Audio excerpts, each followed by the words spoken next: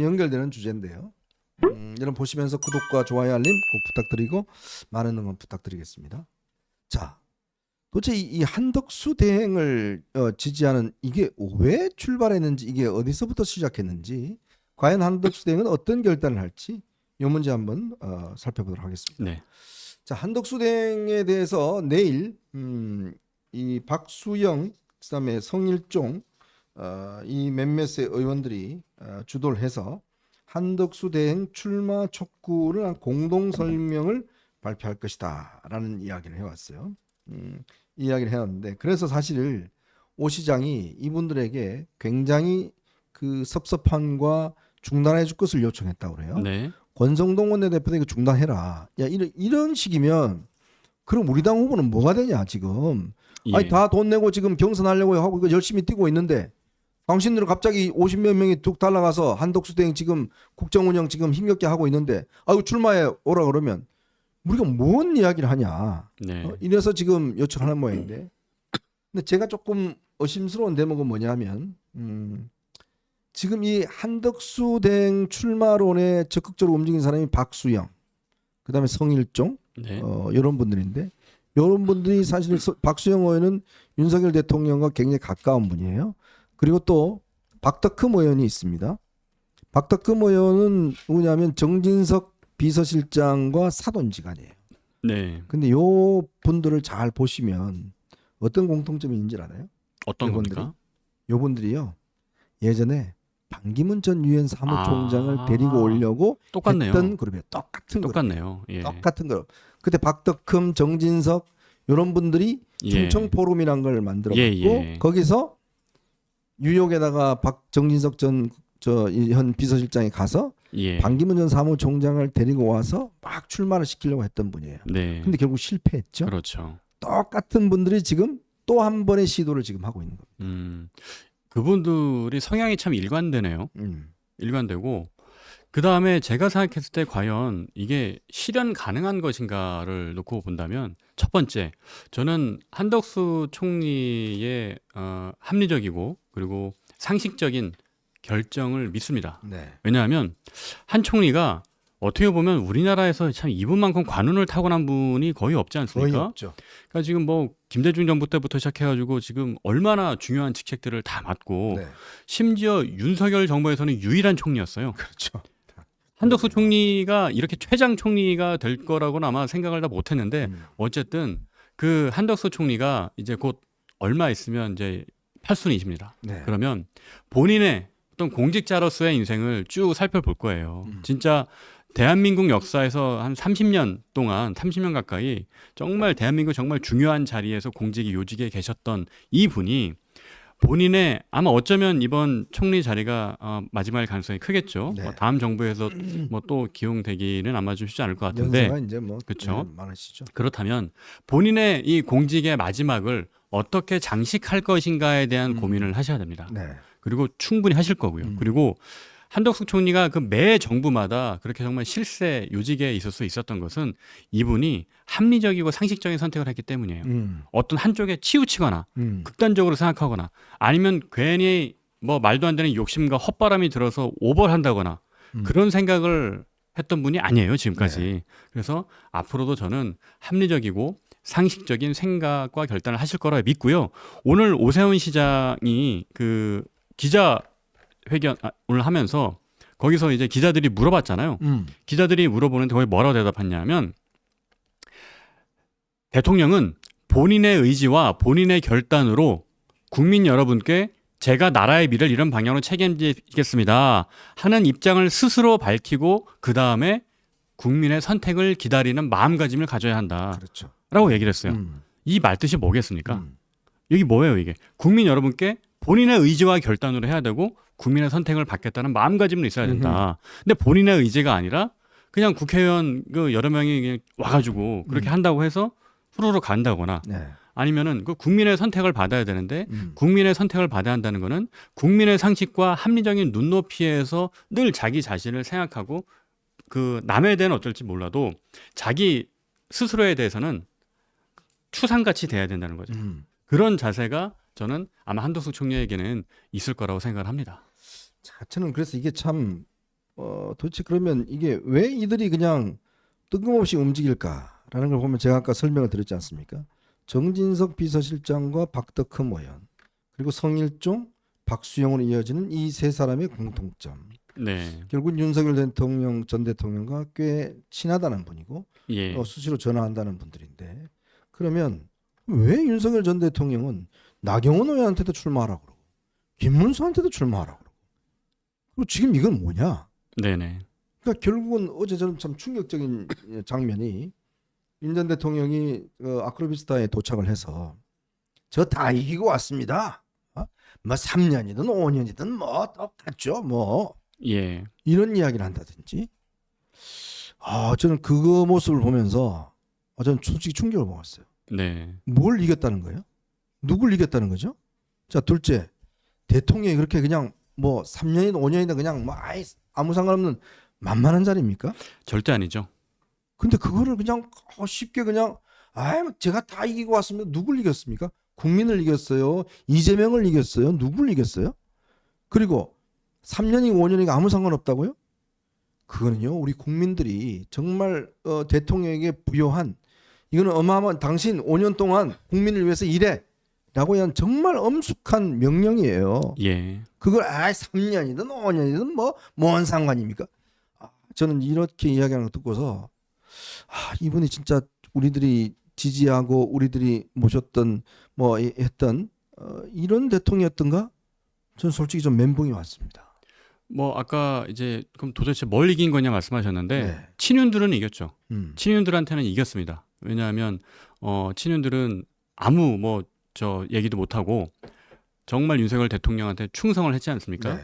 그러니까 윤석열 전 대통령이 갖고 있던 모순점은 전 그거라고 생각을 해요.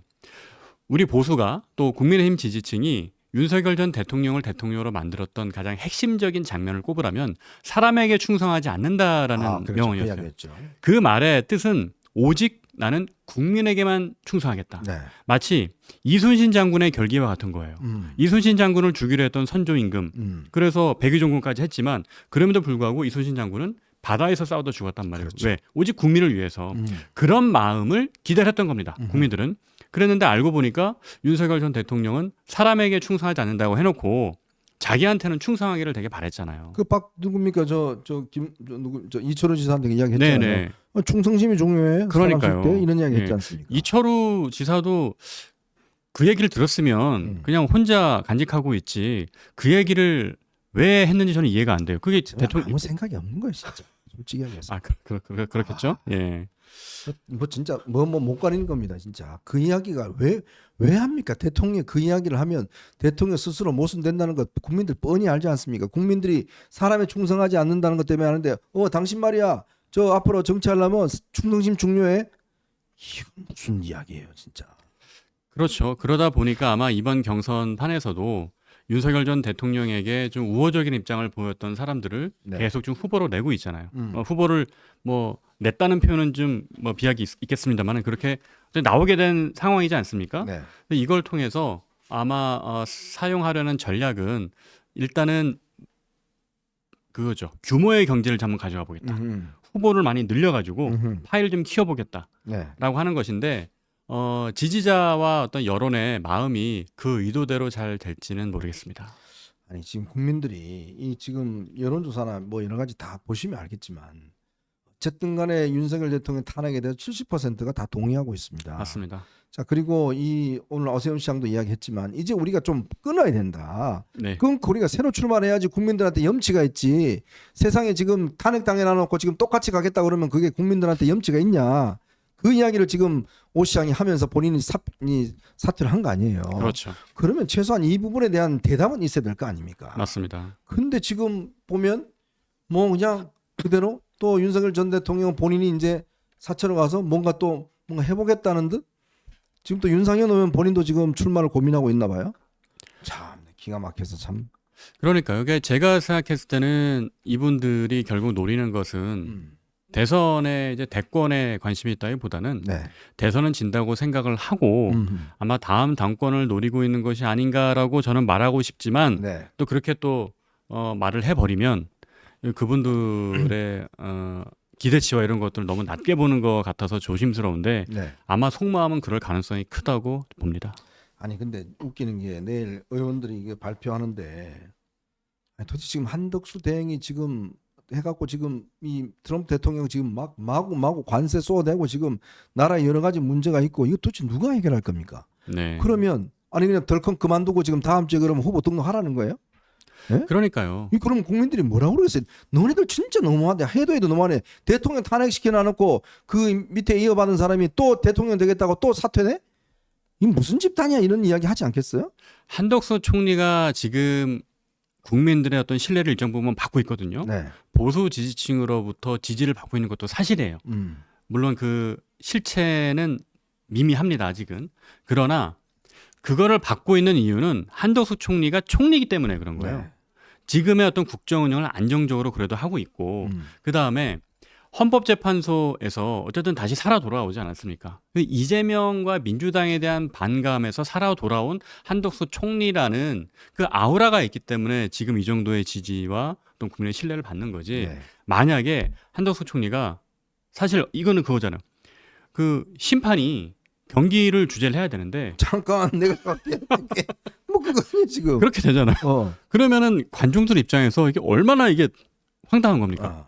황당한 노릇이고 그리고 아까 말씀하셨지만은 당내 경선에서 그 치열한 과정을 거쳐서 열심히 이렇게 와서 됐는데 네. 만약에 한덕수 총리가 그냥 밖에서 와가지고 그냥 단일화를 한다? 이건 부전승이잖아요. 네. 이건 공정과 상식의 가치에도 어긋나는 일입니다. 네. 어떻게 그렇게 쉽게 이 권력과 대통령이라는 자리는 미래 대한민국 우리 전체 이 5천만 국민의 운명을 책임지는 자리인데 그런 마음으로 가볍게 접근해서는 안 되는 것이죠. 좀 제가 요즘 최근에 느끼는 심정은 뭐냐면 소위 보수 일각에서 이런 생각도 하고 있는 사람이 있답니다. 아마 윤석열 대통령도 비슷한 생각으로 보여지는데 야, 한동훈 대통령 될 바에 차라리 이재명 되는 게 낫다. 이런 이야기를 하는 사람들이 있대요.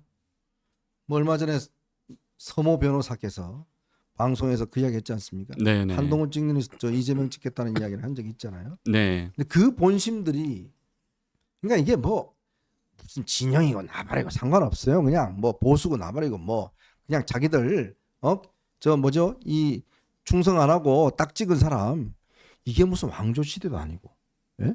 도대체 뭘 하겠다는지 모르겠어요. 저는 우리 그 국민들을 포함해서 다수의 국민들은 아마 안 그렇습니다만은 민주당과 이재명 대표에 대한 반감을 가진 국민들이 네. 아직은 충격에서 못 벗어난 상태인 것 같아요. 그래서 이 현실을 부정하고 분노하는 상태인 것 같은데 네. 그분들이 냉정하게 이 사안을 바라보기 시작하면 달라질 거라고 봐요. 네. 왜냐? 윤석열 전 대통령이 비상계엄하기 직전에 11월 달에 윤석열 대통령 지지율이 몇 프로였는지 아십니까? 10%대였어요. 10%. 10%대였습니다. 대한민국의 역대 대통령 중에 그렇게 10%대까지 떨어진 대통령 많지 않습니다. 네. 뭐 박근혜 대통령이 탄핵 직전에 뭐 6%인가 네, 이렇게 맞아요. 갔었고 그런데 윤석열 전 대통령이 비상계엄을 하기 직전에 지지율이 10%대였습니다. 그 얘기는 보수층의 정말 상당수가 다 등을 돌린 거였어요. 그럼 그때는 왜 문제였어요? 뭐가 왜 그렇게 지지율이 아껴놨어요? 보수 국민들이 아 대통령이 잘못하고 있다. 김건희 여사 문제 잘못됐다. 이런 식을 다 갖고 있었는데 근데 비상계엄 이후에 탄핵 과정을 거치면서 민주당과 이재명 대표가 마치 점령군처럼 행세를 막 하니까 네. 탄핵 막 남발하고 그러니까 그거에 대해서 아 이러면은 안 되겠다. 우리 똘똘 뭉쳐야겠다. 그래야 저 이재명 대표가 대통령이 혹시라도 되면은 이거 대한민국 망한다. 이런 생각을 가져서 그 마음을 갖고 윤석열 대통령을 지지하고 탄핵을 반대하고 했던 거예요. 그렇지. 근데 그런 마음이라는 게 사람이 관성의 법칙이 있습니다. 관성의 법칙이 뭡니까? 한번 쭉 움직이다 보면 움직일 때 갑자기 서기가 쉽지 않아요. 천천히 속도를 줄여가면서 서야 되는 거지. 그래서 지금은 브레이크를 밟는 과정이다. 그리고 이 브레이크가 다 밟히게 되면 언젠가는 이런 좀 비합리적인 생각들, 분노의 감정들이 다 가라앉고 합리적인 생각, 상식적인 목소리를 낼 수 있을 것이라고 생각을 합니다. 네, 저는 국민들을 믿습니다. 국민들이 아마 합리적이고 상식적인 판단들을 이제 서서히 내리실 단계가 아닌가 하는 생각이 드는데, 자, 그래서요, 제가 다음 순서로 한번 넘어가 보겠습니다. 이번 순서는요, 자, 이런 보시면서 구독과 좋아요 알림 꼭 부탁드리고요. 이번 순서는